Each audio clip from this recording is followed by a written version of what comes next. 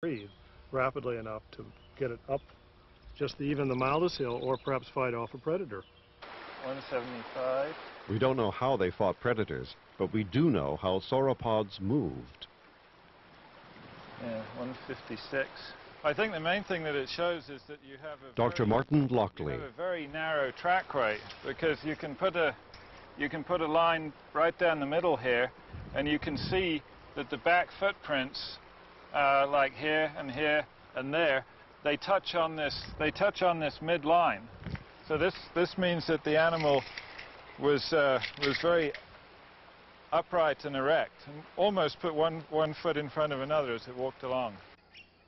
Dr. Lockley, studying Diplodocus tracks, suggests that many sauropods walked like large mammals, advancing 2 legs at a time.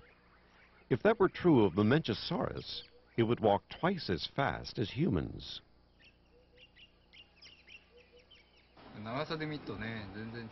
That sort of speed seemed unlikely to Keio University's Professor Yamasaki.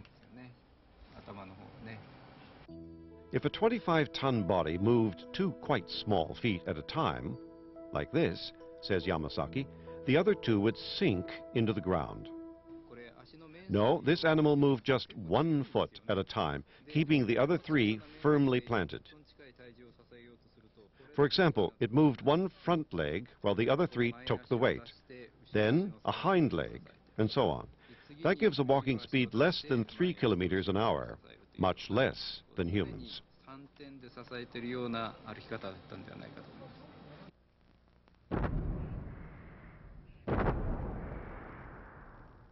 Incredibly, this creature lived. Its evolution nurtured through millions of years by a stable Jurassic climate.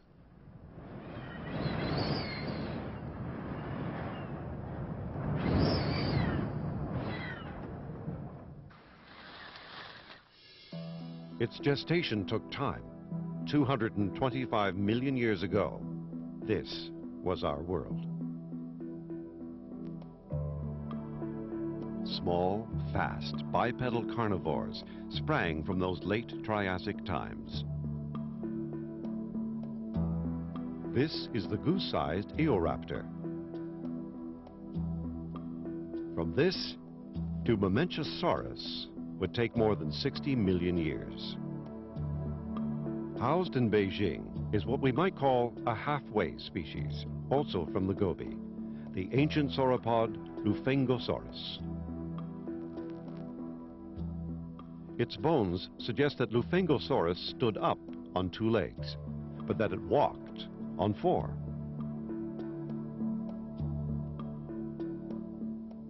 As the nursery rhyme goes, he was neither up nor down. And the teeth? They have become the peg-like teeth of herbivores. Why did small bipedal carnivores like Eoraptor evolve into herbivores such as the ancient sauropod Lufengosaurus? That mystery has yet to be solved. And surely factors other than stable climate gave us giant sauropods. Evolving in the geological isolation of Jurassic China, Mamenchisaurus was exceptional in many ways. Dr. Russell. The reason why they probably increased in girth was because they were eating very low quality vegetation, and they needed the assistance of bacteria to help them digest their food. But this was a slow process. So the animals' bodies, their stomachs grew to very massive size. Their weight grew so that they weighed as much as several elephants all rolled into one, and they simply could not support this gigantic body weight on hind limbs alone. So these were among the first dinosaurs to become truly quadrupedal. So there we have it. Dinosaurs came and went for 160 million years, both small and great. Meanwhile, drifting continents meant that some of them evolved in isolation. Like Mamenchisaurus and other wonders in what is now the Gobi Desert, for example.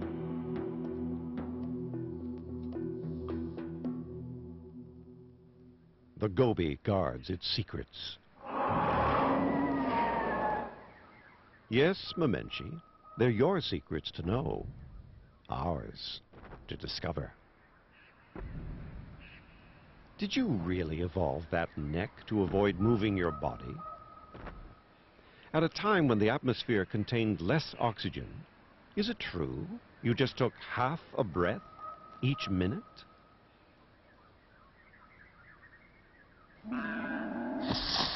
Perhaps, like modern Nile crocodiles, you had better hemoglobin in your veins than humans.